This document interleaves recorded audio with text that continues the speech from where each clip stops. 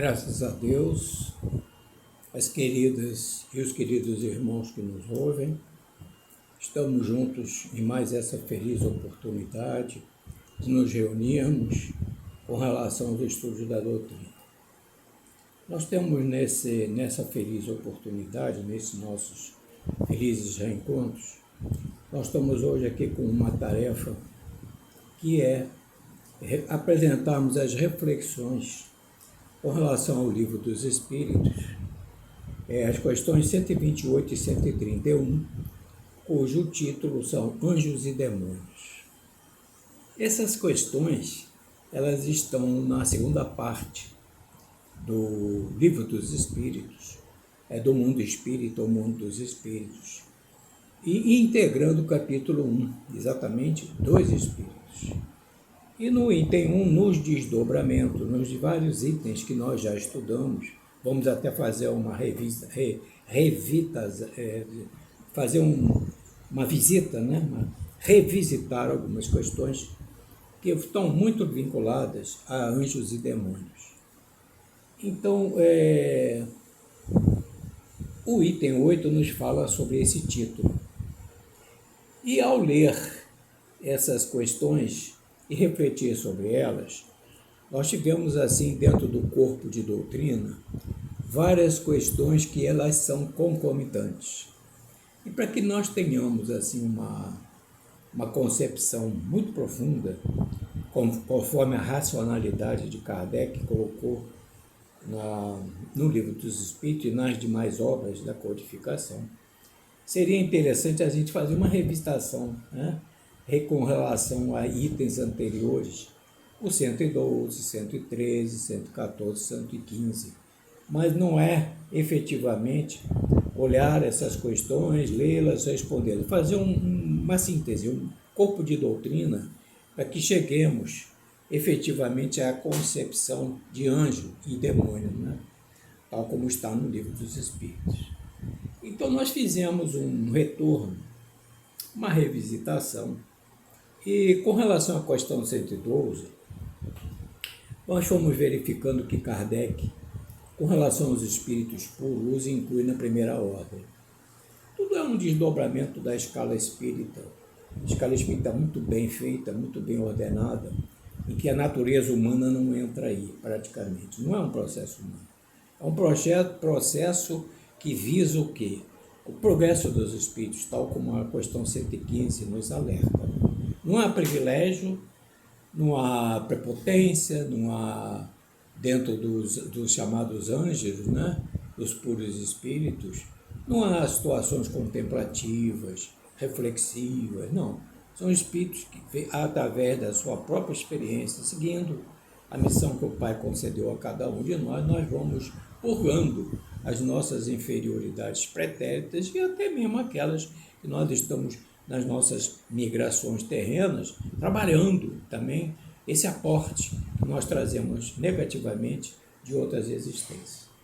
Mas com relação aos espíritos puros, os caracteres dele, como Kardec coloca, eles nenhuma influência da matéria, não há mais influência da matéria. Nós que somos, assim, praticamente subjugados às questões materiais, e há até recentemente uma manifestação muito profunda, doutrinária, em termos de corpo de doutrina, que o maior fenômeno mediúnico no início desse terceiro milênio nada mais é do que a modificação, a transposição do homem carnal para o homem moral.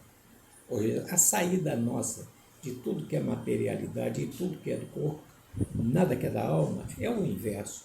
Nós temos que trabalhar em tudo que é da alma e o corpo há uma relatividade. Em tudo, todos os problemas da vida, em sociedade, na nossa vida de relação, cumprindo leis humanas ainda mutáveis, há tudo uma relatividade. Absoluta é o Pai. Então Kardec coloca isso, nenhuma influência da matéria. A superioridade intelectual e moral é absoluta, e isso a gente vê na questão 780 do próprio Livro dos Espíritos. Com relação aos espíritos de outras ordens, então essa, digamos assim, essa elevação espiritual, transcendental, em que não há nenhuma influência da matéria, é o ápice, é o ápice que cada um de nós vai se colocando dentro das suas existências sucessivas. Já a questão 113 fala da classe, da primeira classe, onde estão os espíritos puros, que é a única. Então, o que diz a questão 113, que é concomitante a 112, por óbvio? Que os espíritos percorreram aí todos os graus da escala. A escala espírita, no seu conjunto, no seu todo, tem os espíritos imperfeitos, os bons espíritos e os espíritos puros. Estamos tratando aqui dos espíritos puros. Nessa ordenação, o que ocorre em termos de corpo de doutrina, dos quesitos, na evolução, a transcendentalidade que leva os espíritos a essa condição. Então, como diz a questão 113, eles percorreram todos os degraus da escala, se despojaram de todas as impurezas da matéria. Ora, isso não é fácil, é preciso ter várias existências, várias migrações terrenas, várias experiências, porque há um fator importante aí. A doutrina é um todo.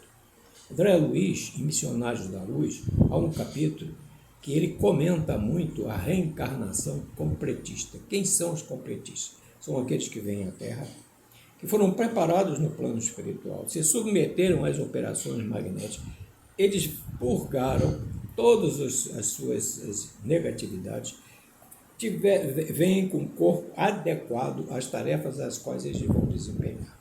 E quando eles retornam na integralidade das tarefas às quais eles se submeteram, são os completistas. Mas nós longe estamos de sermos esses completistas. Nós ainda murmuramos, reclamamos, nós ainda não cumprimos as leis de Deus que são disseminadas em todas as latitudes do nosso orbe terrestre. Nós ainda estamos caminhando devagar, lenta, gradualmente, conforme Kardec aduz nas suas questões do progresso espiritual. Então, eles não têm mais o que sofrer, não têm mais provas, não estão mais submetidos a expiações, não são mais sujeitos à expiação e à reencarnação em corpos perecíveis. É interessante, a reencarnação em corpos perecíveis, quer dizer, o corpo que cada espírito utiliza está numa razão direta do seu progresso espiritual. Né? Corpos perecíveis, hoje dentro do que aqui está, a gente não precisa ter uma ideia mais aprofundada de como são os corpos em mundos mais superiores, evidentemente mais sutis, mais etéricos, mais translúcidos. Né? Eles realizam a vida eterna no seio de Deus. O que é a vida eterna no seio de Deus? É aquela posição contemplativa, é aquela posição de ficar olhando, de aguardar? Não, é trabalho, porque eles se tornam os prepostos ou os mensageiros dos céus, de Deus. Então, eles têm uma outorga do Pai com relação ao progresso, não é de, digamos assim, tal ou qual país, tal ou qual latitude, mas no todo universal, em que eles são co-auxiliares do Pai na era da criação, em todos os mundos que circulam, né, no universo. Então, são os mensageiros e ministros de Deus. Aí repetimos aqui, falando por antecedência, não há perpétua contemplação, nem ociosidade. Concorrem para a harmonia universal. Somos co-criadores. Nós temos, evidentemente, dentro do que o espírito de Clélia do Plantier aborda em obras póstumas, nas expiações coletivas, nós temos, evidentemente, dentro da nossa função aqui na Terra, nós somos individualidades em nós mesmos. Nós somos cidadãos, nós somos chefes de família. Nós podemos ser virtuosos ou criminosos em cada uma dessas etapas. Por isso é que os espíritos que ascenderam a essa posição de espíritos puros já percorreram todos esses caminhos, já estão mais do que, digamos assim, iluminados, são translúcidos, conforme estamos estudando hoje no tocante à mediunidade do ser humano, o ser bom, o ser ativo, o ser trabalhador, em que ele passa a ser não obscuro, não cheio de nódulas, não repleto de miasmas, não repleto de condensações negativas, ele é translúcido. Então, dentro dessas orientações preliminares, essa revisitação que estamos fazendo, tem-se que eles cumpriram todos os quesitos do progresso dos espíritos, conforme a questão 114 a 12. E o que diz a 114? Que são os próprios espíritos que se melhoraram. E cada um deles melhorando-se, passam de uma ordem inferior para outra mais elevada. Isso é da lei.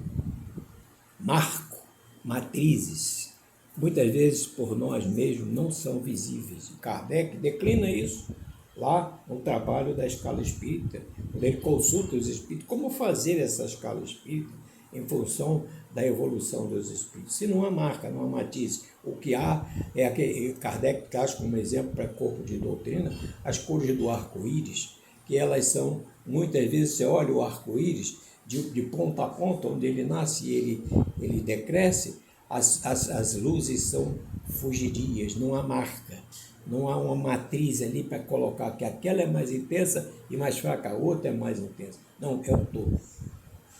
Então, são os espíritos que se melhoram, passam de uma ordem inferior para outra mais elevada.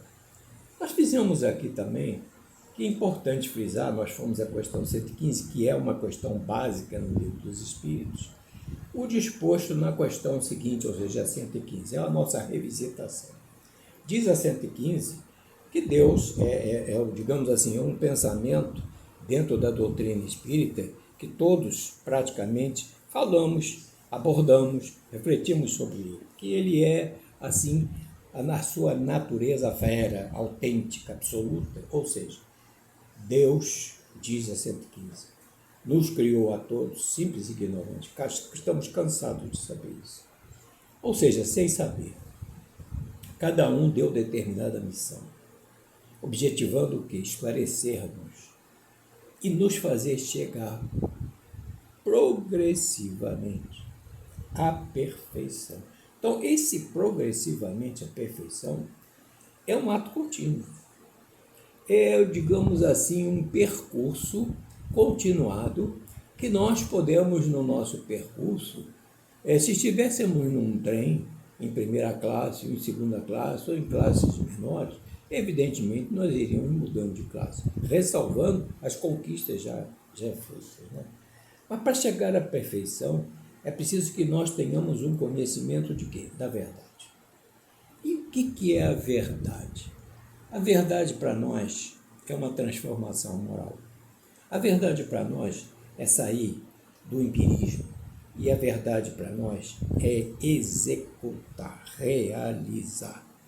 Isso nós temos comentado muito em outras tantas reflexões que fazemos com relação a Emmanuel, lá do livro Roteiro, no capítulo 25, ante a vida mental. Nós, dentro da nossa evolução, dentro do nosso caráter de progresso espiritual, atendendo às determinações do Pai, vamos chegando progressivamente, lentamente, àqueles caminhos nobres que nos dão acesso a sermos mais próximos do Pai. Ou seja, habitantes das comunidades de espíritos puros. Qualquer que seja a função que tenhamos aqui na Terra, nós, independente dela, precisamos ter aquele sentimento, aquele pensamento de que nós somos co-criadores dentro dessa fase de transição, dentro dessa fase de organização do universo do Pai. Então, é pelo conhecimento da verdade que nós nos aproximamos da perfeição. Se fatalidade existe, a perfeição é uma fatalidade. Porque todos, um dia, estaremos junto ao Pai, próximo a Ele.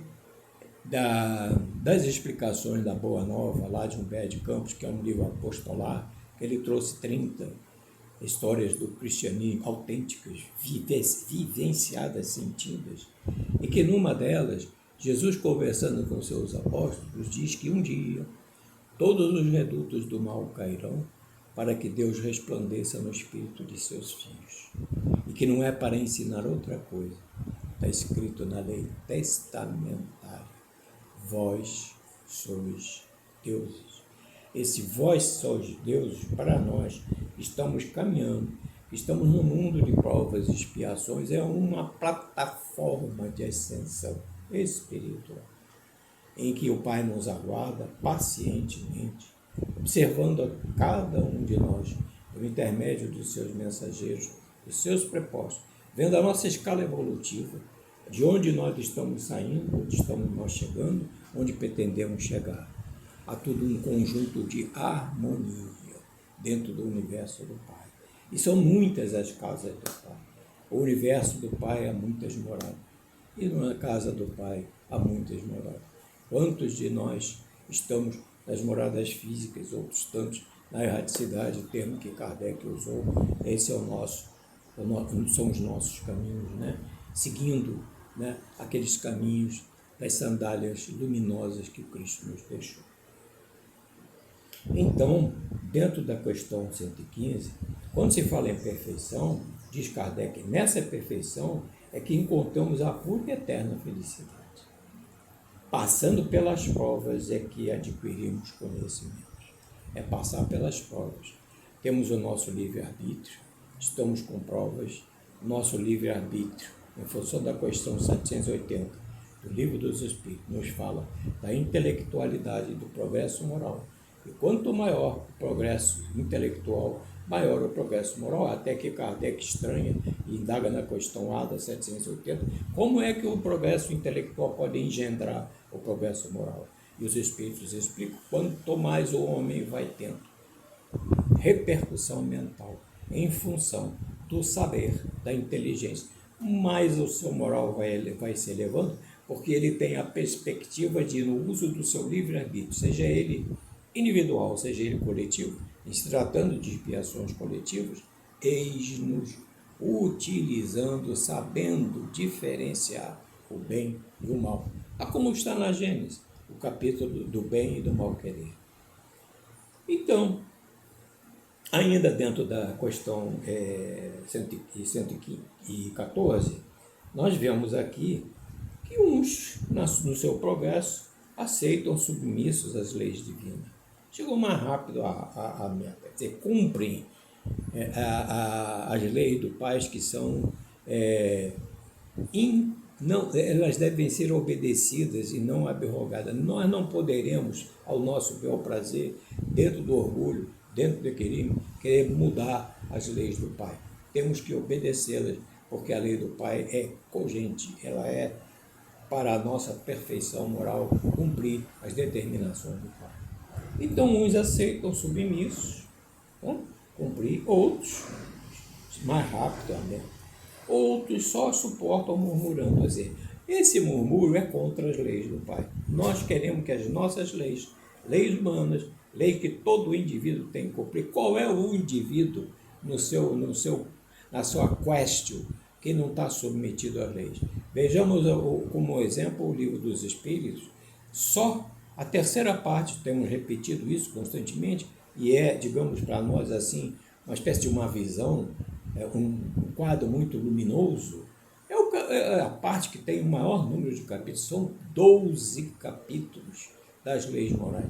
É uma parte que dela se desdobrou o Evangelho segundo o Espiritismo, enquanto que aqui, do mundo espírita, a segunda parte, se desdobrou o Livro dos Médiuns. E outras tantas partes tiveram o seu desdobramento em o céu e o inferno, em a Gênese, na questão das leis, da formação dos mundos, do fluido cósmico universal.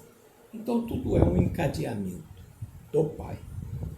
Outros só suportam murmurando, lamentando-se pela falta em que incorre, ficando afastados, portanto, da perfeição e da felicidade, transitoriamente, porque a nossa fatalidade é a perfeição. Então, essa é a nossa escala evolutiva, que é incessante, pois estamos fadados à perfeição. Conforme a questão 115, todos nos daremos perfeitos. E chegamos agora à questão 128, que é as nossas reflexões, fazendo essa viagenzinha muito, muito pequena, recordando essas questões, nós podemos mergulhar nas questões 128 a 131, que tem muitas características interessantes de nós perlustrarmos o sentido velho de cada uma delas. Então, a 128 nos traz esse comportamento, essas junções de corpo de doutrina que Kardec, trabalhando na codificação, elaborou com o auxílio das vozes os ícones da terceira revelação, o Livro dos Espíritos, o Livro dos Médiuns, o Evangelho segundo o Espiritismo, o Céu e o Inferno, a Gênesis, e por que não dizer obras póstumas, que são todos os estudos de Allan Kardec, que foram dados à publicidade após a sua desencarnação, cerca de 21 anos depois da sua desencarnação, em 1869. Então, nós vamos ver aqui que na 128, os Espíritos nos dizem que os seres a que chamamos anjos, eles arcanjos, serafins, anjos, eles não formam uma categoria especial. A história da humanidade com relação a anjos, ela tem assim o seu significado de importância na historicidade de cada mundo e do nosso próprio mundo, né? Por isso que a 128, os Espíritos dizem que ela se refere, os seres, a anjos, a arcanjos, a serafins. Nós mesmos lemos em inúmeras obras essa terminologia aqui. Mas é preciso que se diga, dentro da racionalidade de Kardec, com base na orientação da terceira revelação, esses anjos, esses arcanjos, esses serafins, eles não formam uma categoria especial. Não há especialidade. Aí, progresso, a evolução. Como se fosse um privilégio. E se privilégio tivesse havido, onde estaria a justiça do Pai? São os espíritos que atingiram a perfeição, conforme as questões já revisitadas. Essas nós vimos por antecedência. Para dentro da 128, nós temos um raciocínio mais, digamos assim, mais completo, mais delinear, que nos satisfaça até mesmo a nossa curiosidade construtiva, né? Kardec, com relação a essa resposta dos espíritos superiores, ele tem uma nota muito interessante que diz aqui. Kardec esclarece que a palavra anjo desperta a ideia de perfeição moral. E, de fato, o que seria plausível em face ao cumprimento das máximas morais de Jesus. Por quê? O Evangelho, segundo o Espiritismo, é o desdobramento da parte terceira do Livro dos Espíritos. É o seu capítulo 12, tem todas as leis ali ordenadas. Dentro dessas leis ordenadas, nós vamos vendo ali, no Evangelho segundo o Espiritismo, a gente repete muito isso, que é uma verdade inconcussa, e assim, né, aparece na primeira folha o seguinte: o Evangelho segundo o Espiritismo, com a sua elaboração em concordância com o Espiritismo. E dentro dessa concordância, o cumprimento das máximas morais do Cristo, em função do Espiritismo, e a sua aplicação, ou seja, o Espiritismo, na sua parte prática, que é a doutrina. O Espiritismo é uma doutrina, ela veio da terceira revelação, é o empirismo, é o restaurar do cristianismo puro. E Kardec, como discípulo de Pestalozzi, discípulo maior do Pai, discípulo de Jesus desde os tempos apostólicos, já lemos sobre isso, foi encarregado pelo Pai, em uma reunião esplendorosa no mundo espiritual, em Jesus presente, todos os magnos espíritos superiores, espíritos puros ali presentes, Kardec foi então acionado para trazer essa revivência do cristianismo puro, que é do espiritismo para a doutrina espírita. Então Kardec saiu preparado, que estava no mundo espiritual do empirismo, e concretizou o empirismo, ou seja, a doutrina espírita, para que nós pudéssemos então, com a sapiência, né, os ícones, as vozes da terceira revelação, que trouxeram todo esse trabalho apostolar a nosso coração, e a nossa conscientização. Isso até emociona. Então, esses anjos, arcanjos, serafins, eles não formam uma categoria especial, porque seria semelhante a um privilégio. São os espíritos que atingem a perfeição, conforme as questões que nós já revisitamos. E Kardec esclarece que a palavra anjo desperta a ideia de perfeição moral, que nós já havíamos falado, em face do cumprimento das máximas morais de Jesus, que é fato perfeitamente admissível e inconteste. Contudo, Kardec, dentro da racionalidade dele, da larga experiência espiritual, cultural, intelectual que teve, que a palavra ângelo se aplica à designação de todos os seres, sejam bons e maus. E aí há uma razão. Exemplo, bons e maus. Anjo de luz, nós já ouvimos falar dentro das tradições, anjo de luz, anjo das trevas. E diz Kardec que nessa hipótese o termo anjo é um sinônimo de espírito ou gênio. Por quê? Porque ele é derivado, né, na sua melhor acepção, de um termo grego, daimon. E daimon nada mais nada representa do que gênio, inteligência. E aí Kardec diz que, evidentemente, para chegar à perfeição, todos os graus que lhes são pertinentes foram percorridos. Uns chegaram mais rápido, sem murmúrios. Outros chegam com mais lentidão, porque gastaram tempo, mais ou menos tempo, nas hipóteses de lamentação, de reclamação, conforme a questão 129 que nós estamos estudando nos traz aí.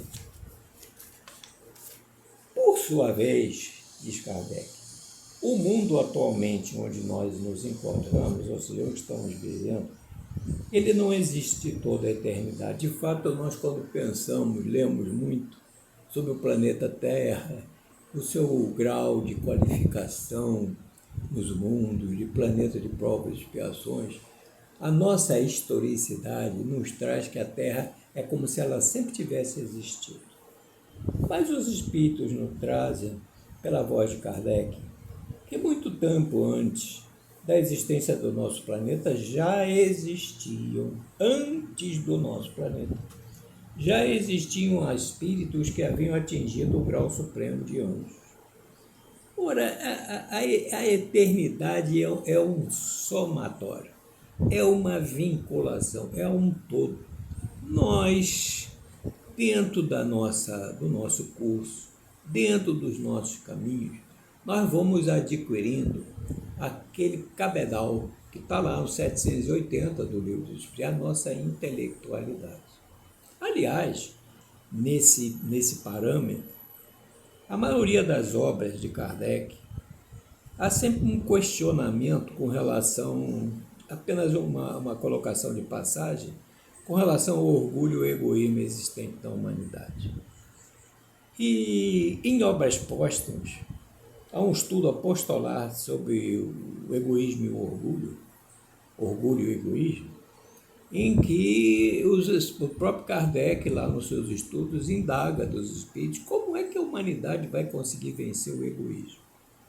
Nós temos, inclusive, no Evangelho segundo o Espiritismo, um recado mediúnico de um espírito altamente elevado, Fénelon, o ícone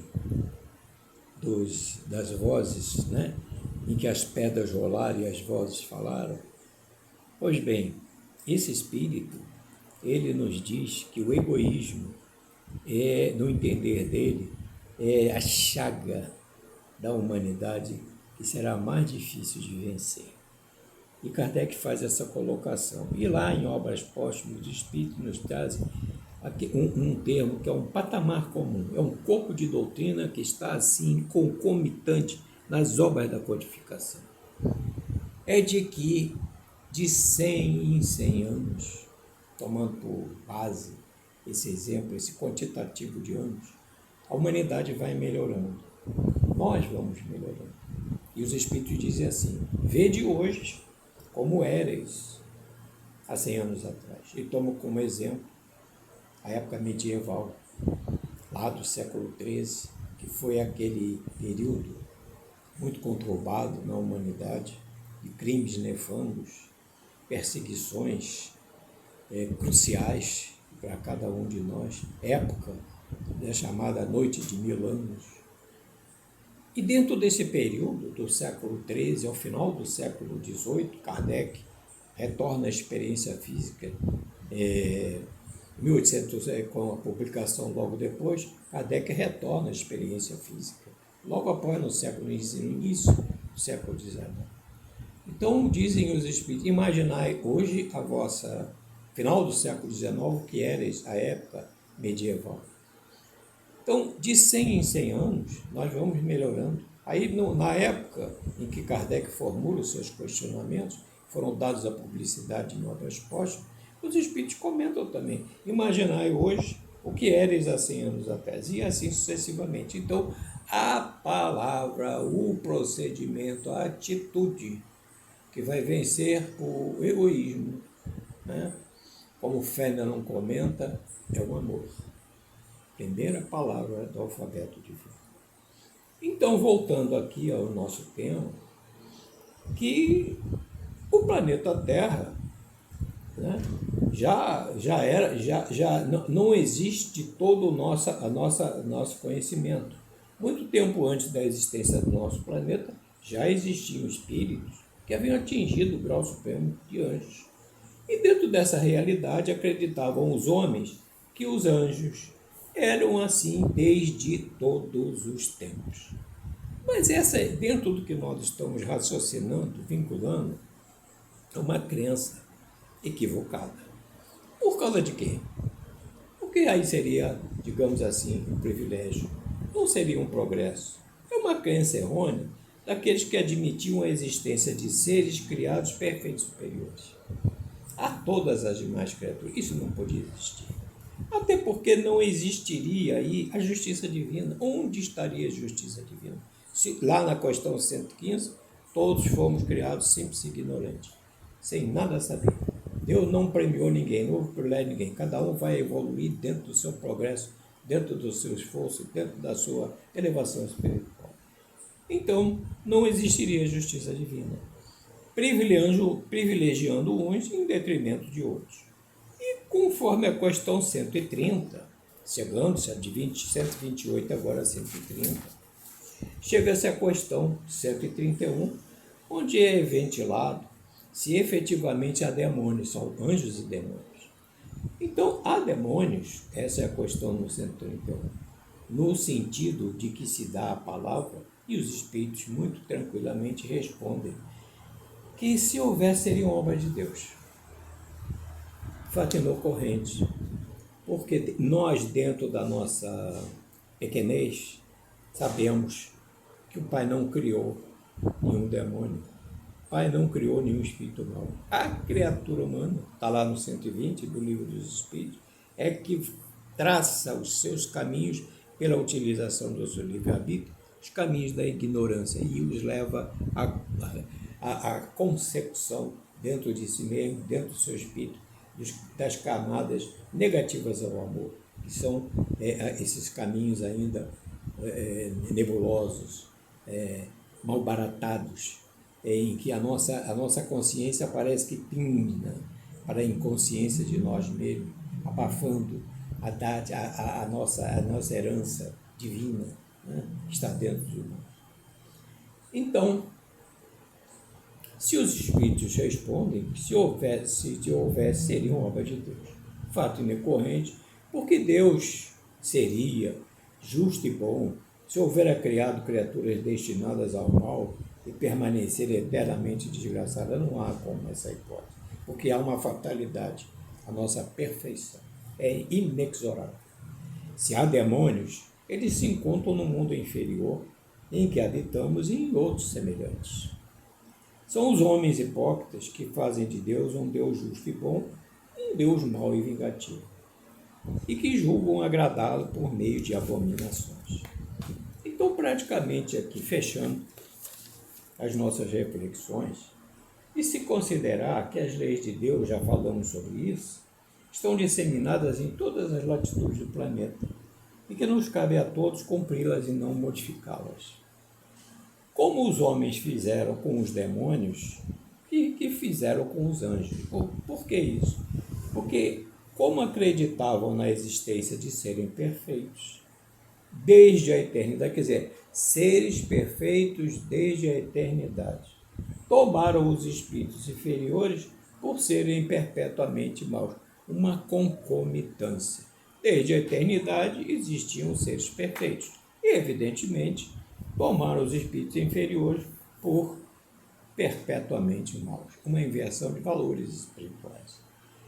Os demônios, dizem os espíritos, se devem entender os espíritos impuros, que muitas vezes não valem mais do que as entidades designadas por esse nome, mas com a diferença de que serem transitórios o estado deles. E nós, acompanhando a doutrina, sabemos disso. Nós, através dos nossos murmúrios, das nossas lamentações, dos nossos desvio de conduta, nós temos uma tarefa na Terra, por mais simples, por mais humilde que seja, mas é a nossa realidade, é o nosso trabalho, é a nossa atividade, qualquer que seja ela. Então, são as provas pelas quais nós passamos e é dentro dessa sucessão de caminhos que nós vamos atingindo a etapas mais claras, mais lúcidas. Então, são, na verdade, espíritos imperfeitos que se insurgem contra as palavras que lhes tocam, quer dizer, são refratários. Um exemplo de uma alegoria muito tradicional, muito da nossa humanidade, é Satanás, por exemplo, que é a personificação do mal sob forma alegórica.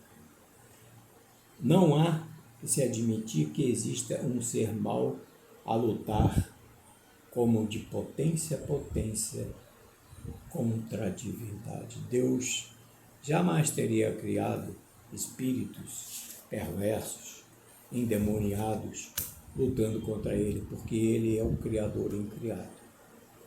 Então, dentro de todas essas reflexões que nós estamos aprendendo com dificuldade, porque nós somos realmente difíceis de entender, de viver, de compreender, estamos sempre nos lamentando, nós vamos chegando pacificamente, lentamente, gradualmente, como diz a sã doutrina, a perspectivas mais transcendentais.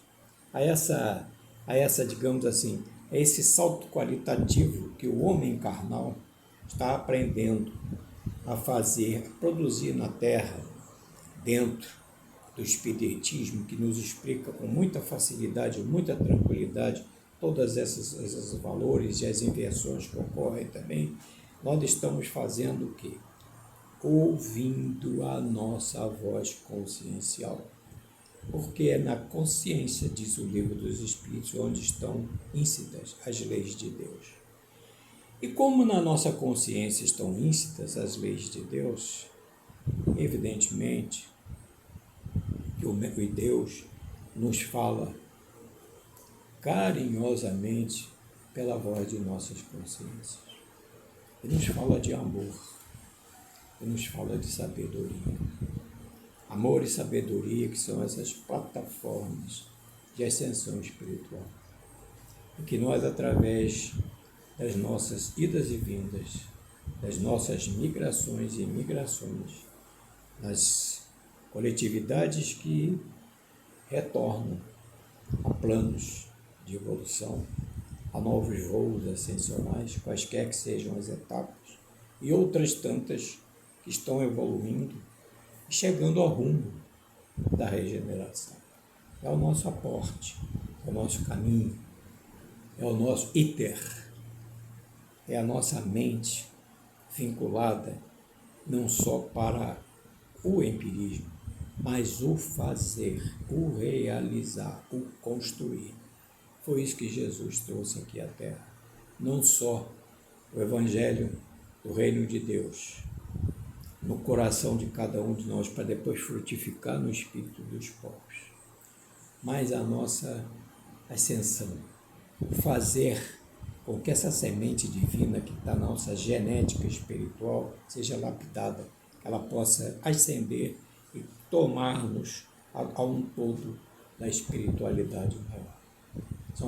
Já estamos a 40 minutos, esgotamos assim o período que é de 30, mas esses temas mexem com o nosso psiquismo e a gente vai divagando, vai chegando a conclusões, vai elaborando, a gente vai se sentindo como se não estivéssemos sentados assim numa cadeira, mas num plano mais elevado, mais sutil, mais translúcido, o que nos traz não lamentação nem murmúrio, mas muita felicidade em ajudar, auxiliar, servir, sabendo da nossa incompetência, sabendo da nossa maneira ainda retrógrada, mas caminhando, trabalhando, buscando a verdade para chegar a Deus. Graças a Deus por esses momentos, que o Senhor a todos nos proteja, nos ilumine e nos conforte. Que assim seja. Até uma próxima. Graças a Deus.